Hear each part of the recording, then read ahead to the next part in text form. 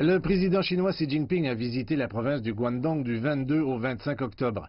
Lundi, il a inspecté le nouveau district de Hengqin de haute technologie et de développement dans la ville de Zhuhai. Cela incluait la visite d'un parc innovant collaboratif sur la médecine traditionnelle chinoise, exploité conjointement par le Guangdong et Macao. Le Guangdong a également été le premier endroit que le président Xi a choisi de visiter après avoir été élu président du 18e Congrès national du PCC en 2012. Selon lui, la visite de cette année a pour objectif de réfléchir aux progrès réalisés dans la tentative de la Chine de s'ouvrir davantage sur le monde. Le président Xi s'est également rendu à l'entreprise Gree qui fabrique des appareils ménagers électriques afin de vérifier ses progrès en matière de recherche et de développement de technologies de base indépendante. Xi Jinping a également demandé des informations sur l'optimisation et la mise à niveau de l'industrie.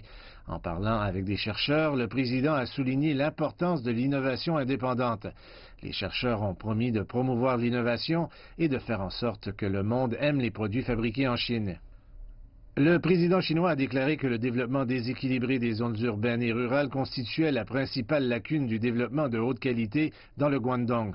Au cours de sa deuxième journée dans la province, le président Xi s'est rendu dans une usine de jouets du village de Liangjiang dans la ville de Qingyuan pour rencontrer des travailleurs. Il leur a dit que le moyen le plus direct et le plus efficace de réduire la pauvreté était de passer par l'industrie. Le président Xi a régulièrement parlé des moyens de subsistance des citoyens ordinaires. Lors de son séjour dans le village de Liangjiang, Xi Jinping a rendu visite à une famille locale à faible revenu pour en apprendre davantage sur leur vie et voir les difficultés auxquelles ils font face. Xi Jinping a déclaré que le gouvernement n'arrêterait jamais ses efforts de réduction de la pauvreté tant que tous les peuples ne sortiraient pas de la pauvreté. Les changements sont grands, le développement est rapide, je suis tellement heureux de le voir, même si cela correspond à nos attentes, car l'endroit a été sous-développé par le passé, c'est-à-dire que notre modèle Shanghai est crédible. Le président Xi a également visité la zone de libre-échange pilote de la ville de Shenzhen dans le district de Qinghai. C'est là que le président a appelé à une réforme et à une ouverture au marché local en 2012. Xi Jinping a déclaré avoir constaté que de grands changements avaient eu lieu ici au cours des 6 dernières années. Xi Jinping a déclaré qu'un tel développement prouvait que la réforme et l'ouverture étaient une bonne voie à suivre et devraient être mises en œuvre de manière persistante.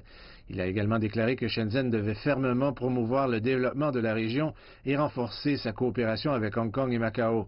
Il a exhorté la ville à assumer son rôle important dans l'initiative Ceinture et Route, l'élaboration de la région de la Grande Baie et la coopération internationale de haut niveau.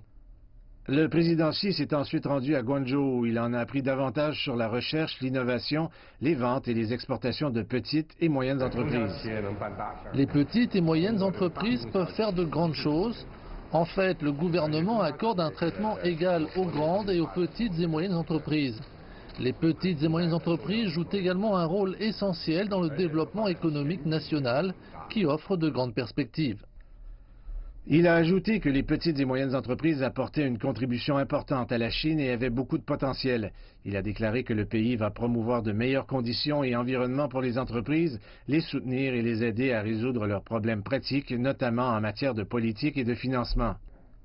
Le président Xi a déclaré que Shenzhen était une région expérimentale et également un pionnier de la politique de réforme et d'ouverture. Les grands changements qui y ont eu lieu ont prouvé que la politique avait jeté les bases du renouveau de la Chine.